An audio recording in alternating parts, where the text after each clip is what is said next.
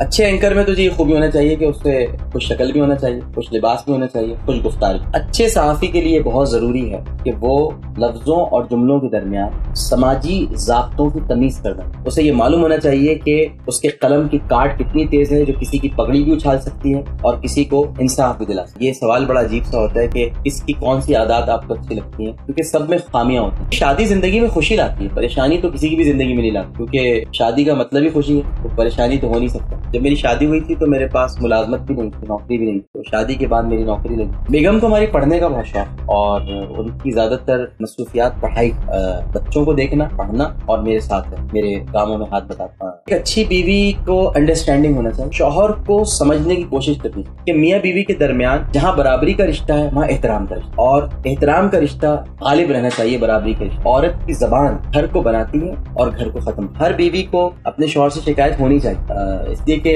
یہ تو ایک بہت ہی افسانوی صورتحال ہوگی کہ کسی بیوی کو کوئی شکایت ہی نہیں یا کسی شوہر کو کوئی شکایت نہیں۔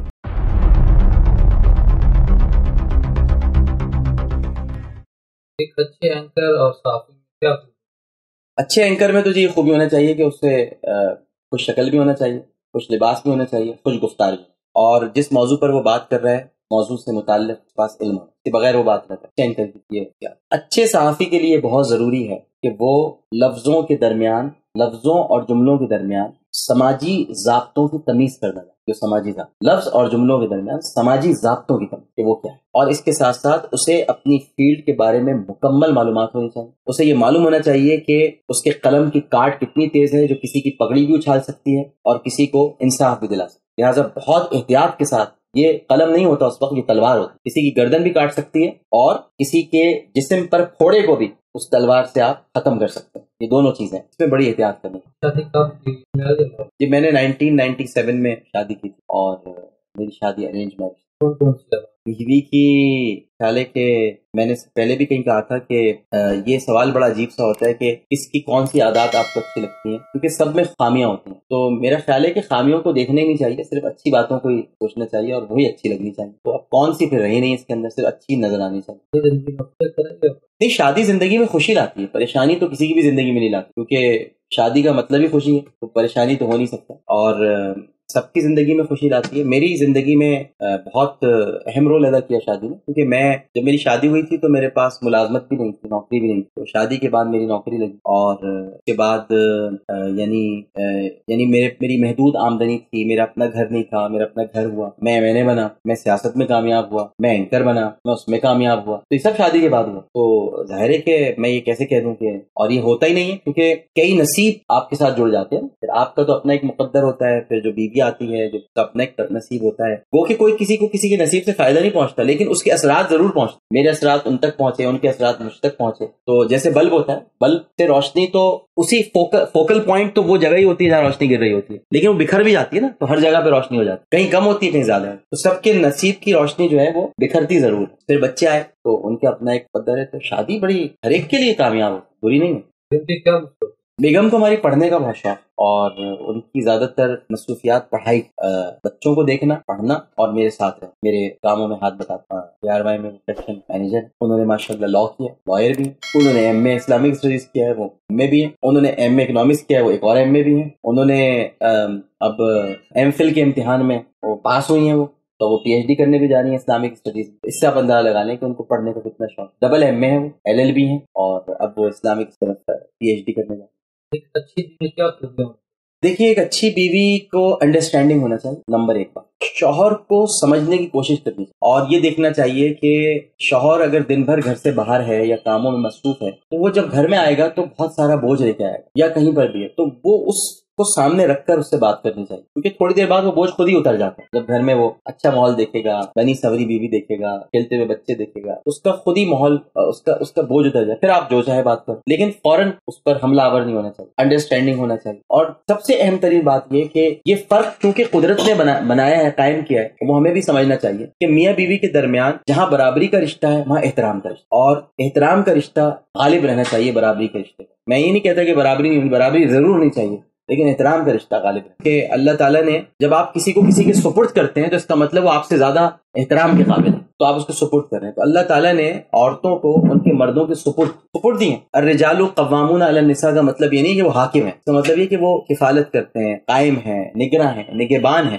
مریت میں آ گئی بیوی، وہ اس کے گدڑیے ہو گئے. تو جب آپ کو سپورٹ کیا تو پھر کوئی احترام کے جذبات بھی ہونے چاہیے. اور عورت کی، میرا اپنا ایک پوائنٹ آف ویو ہے کہ عورت کی زبان گھر کو بناتی ہے اور گھر کو ختم. تو وہ اگر انسان اس پر تھوڑا عرصے کے لیے، کچھ وقت کے لیے، ماحول اور حالات میں اس کو تھوڑا سا اگر اپنے، تو وہ تھوڑی دیر بعد، کیونکہ وہ آپ کی کوالٹیز کبھی ختم نہیں ہو سکتی. آپ اتنی اچھی ہوں گی کہ وہ واپس پلٹ کر آپ کے پاس آئے گا اور اپنی، اگر وہ اچھا انسان ہے، برے بھی ہوتے ہیں، برے نہیں آ سکتے، اگر وہ اچھا انسان ہے تو وہ پر رجوع کرے گا اپنے آپ سے کہ اگر اس نے کبھی زیادتی بھی کر دیا، اور یہاں آپ کی خاموشی آپ کی جیت اور فتح بن جائے. تو یہ ساری چیزیں ہیں جو ایک اچھی بیوی کو ہونی چاہیے. اور اسی طرح سے وائس ورسا ہے، اچھے مرد میں بھی اسی طرح کی کوالٹیز ہونی چاہیے. اس کا مطلب یہ نہیں کہ مرد بدتمیزیاں کرتے رہیں، سب کچھ کرتے ہیں، ان کی اجازت ہے اس بات کی، نہیں، یہی وائس ورسا ہے، ان کو بھی ایسا ہی ہونا چاہیے. کیونکہ میں نے ابھی پہلے کہا برابری، اور پھر میں نے یہ کہا کہ احترام تو مرد کا ہے اس لحاظ سے. اور یہ وجہ نہیں ہے کہ میں آج کے مرد ہوں تو میں کہہ رہا ہوں بھائی تو عورت کو جنت بھی تو دی پیروں تلے. ہم یہ تو نہیں کہہ رہے ہمارے پیروں تلے جنت ہے. اللہ نے ہر ایک کو کچھ نہ کچھ دیا ہے، بلکہ بہت کچھ دیا ہے، سب کو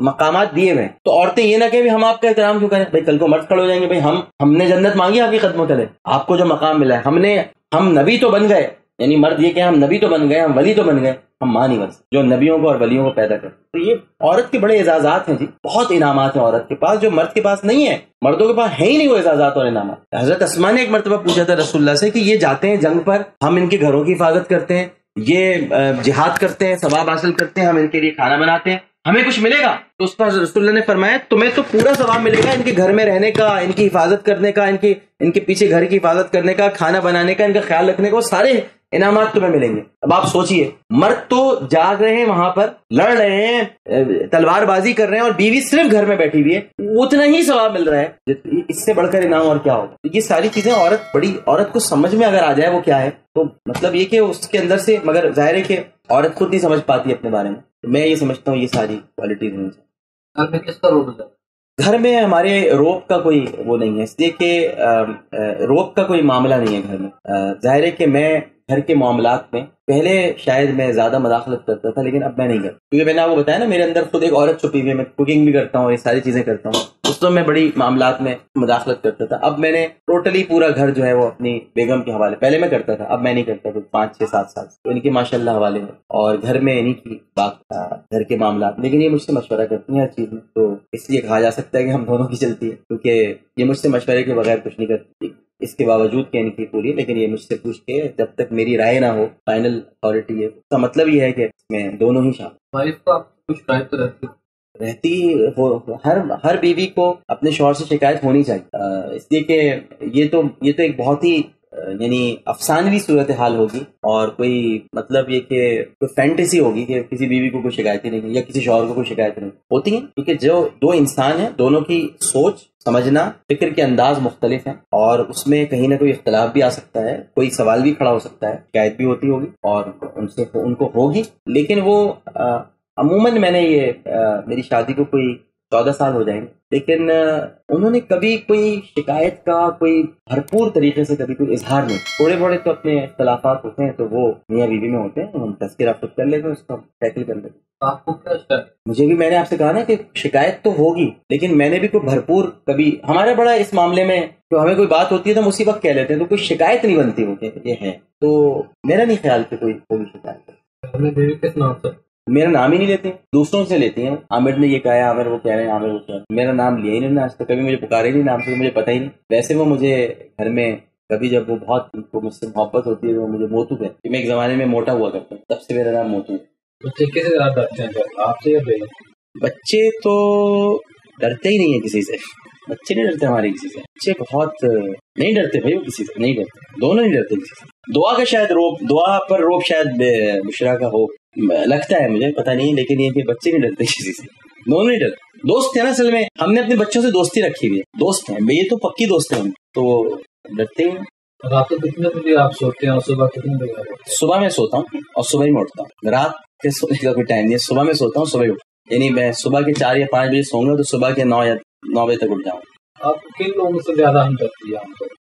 مجھے سچ بات کہوں تو مجھے سب سے زیادہ ہمدردی بیواؤں سے بہت زیادہ بڑی ہوتی، اور بزرگوں سے، بوڑھے اور بیوہ، یہ میں نہیں دیکھ سکتا. اور اگر ان کے ساتھ بچے ہوں نا تو بس پھر آپ سمجھ لیں کہ میں گیا. بوڑھے اور بیوہ یہ مجھ سے نہیں لیتے. ہمسایوں کے ساتھ آپ کے کیا کیسے کرتے ہیں؟ ہمسائے ملتے ہی نہیں. آج کل ہمسایوں کا دور رہا تھا. ہمسائے تو پہلے ہوتا تھا ہم سائے، یعنی آپ کا سایہ ہے. تو اب تو ہمسائے ہوتے ہی نہیں. اب سب اپنی زندگی میں مصروف ہیں. شہری زندگی میں تو ہمسائے کا کوئی تصور ہی نہیں ہے.